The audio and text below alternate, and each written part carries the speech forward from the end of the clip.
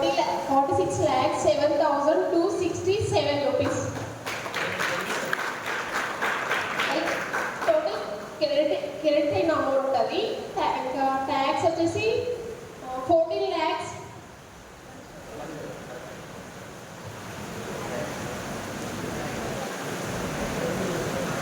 1,45,434 వచ్చేసి tax cut అయిపోయింది. Next TDS అనేది తెలుగులో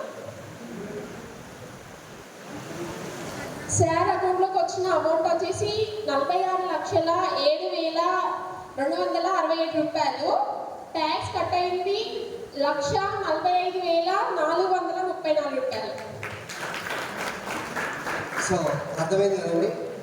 46 లక్షలు Vestige marketing private limited company నుంచి బుక్యానికి నా అకౌంట్లో పడ్డాయి. అంటే దాదాపుగా చెప్పండి, 46 లక్షలు అంటే నెలకెంత? అందాద ఇంచుమించుగా నెలకి 4 లక్షలు. నెలకి 46 లక్షలు వెస్టీజ్ నుంచే పడ్డాయి. 4 అంటే 48 లక్షలు అవుతుంది.